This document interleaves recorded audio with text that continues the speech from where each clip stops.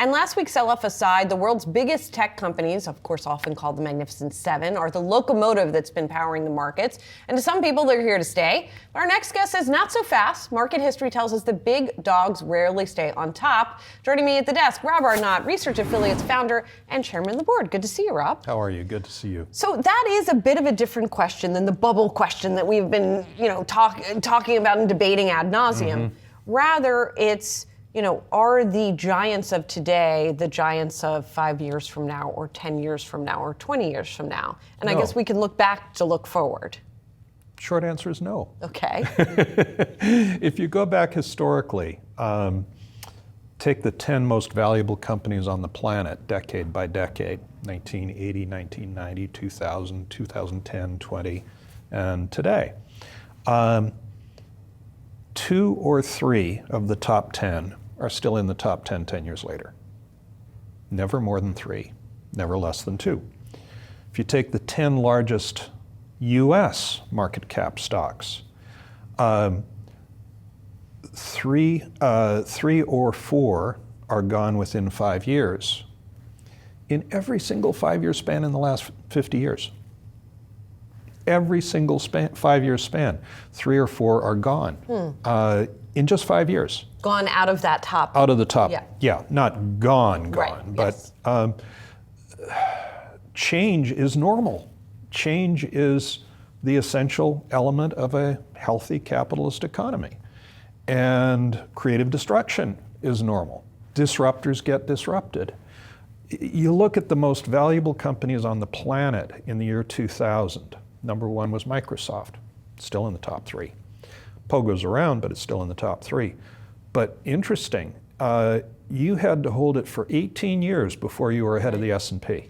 Well, and you would have had to have hold it through its Department of Justice, the whole monopoly. That would have required a high degree of conviction. Lousy stock in the 2000s, great stock in the 2010s and 20s. Right. But 18 years is a long time to wait. That's the only stock in the 10 most valuable tech stocks in the world in 2000. The only one that beat the S&P over the next 20 years. So how do you know which one to pick now? That will be that one. You can or you don't. Try to pick the one, or you can just say, if it's a top dog today, chances are it's a little overpriced. Chances are it is priced for perfection, and some of them will achieve it and most won't. So maybe I should just go light on those. Back to the year 2000. Number 2 on the list was GE, not really a tech stock, but cresting on its way to irrelevance. Number 3 was Cisco. Cisco is still lower than it was in the year 2000. It was priced for 40% per annum growth. It had a quarter century of 8% per annum growth. 8% is wonderful, it's just not 40. Number 4 on the list was Intel. It had a moat. It was the dominant semiconductor and chip producer on the planet. Nobody could touch them except AMD, ASML, Taiwan Semi, and now NVIDIA. It's now number 5 chip producer in the world, and even $50 billion from the CHIPS Act couldn't put them back on track. Next on the list was Lucent, gone. Right. Next was Nokia. That one actually is gone. That one didn't just fall out of the top. Next is Nokia. They still make phones. Hallelujah. So Nokia, 6th most valuable company in the world in the year 2000. Okay, so if you don't then over-index to those biggest of names, what do you do? How do you try and figure out either who will be the biggest coming up, or capture ones that do have significant upside? Figuring out who will be the biggest is a wonderfully fun parlor game. The likelihood of guessing right on that is pretty low. I would just fade the top dogs. That is to say, go underweight, and if they keep soaring, go underweight a little more. Just like averaging into a falling market is a wonderful strategy, averaging out of a frothy market is a wonderful strategy. We're in an industry where people love to chase past winners. We're in the only major industry in the global macroeconomy where people hate bargains. A bargain got there by inflicting pain and losses to become a bargain. Nobody wants pain and losses, even if it's already happened. And so this is where opportunities to do better come in. We invented fundamental index 20 years ago.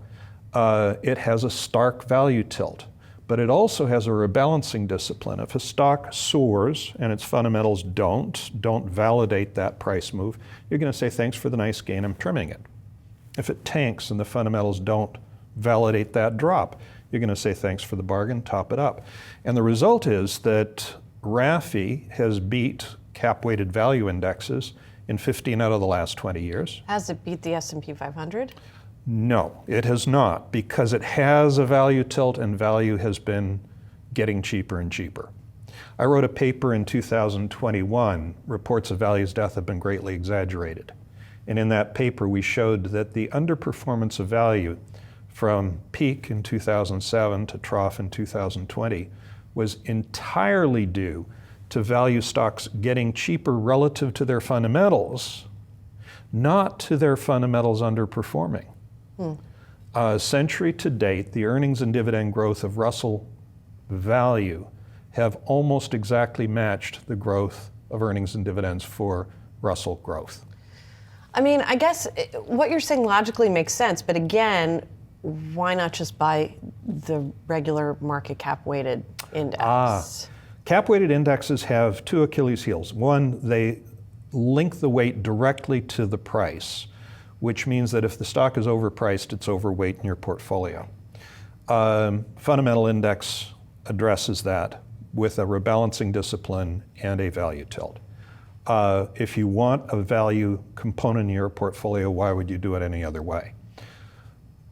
Indexes also have a second Achilles heel, which we addressed in introducing Research Affiliates cap-weighted value, changing only the selection discipline for what stocks are included. Instead of including stocks that are, let's say, in the top 500 by market cap, we choose companies that are in the top 500 by the scale of their business. Right, and this is something we talked about the last time you were here because you were just coming out with it. RAUS is the ETF. That's exactly right. So how is that done? I mean, it's a baby. It's a very baby. new. It's tiny. It's about 20 million AUM. It's 9 weeks old, and unlike most 9-week-old toddlers, it's growing really fast. But it's already edged past the spider by 29 basis points in its first 9 weeks. And that's wonderful. That's 3 basis points a week. That adds up. And it does it with 99.96% correlation with the S&P 500. There's 95% overlap between the two. We don't include small companies that are trading at frothy multiples. The biggest market cap stock that's not in our index and is in the S&P is Palantir. Wonderful company, beautiful, well managed, great growth engine, priced for perfection. Reached a market cap of $500 billion with trailing 12-month revenues, not profits, revenues of $3 billion. How do you justify $500 billion value with $3 billion revenues? Tacitly, you must be assuming the $3 billion grows to $30 billion, to $60 billion, to $200 billion, and profits accordingly. If that doesn't happen, then what you have is a bubble stock.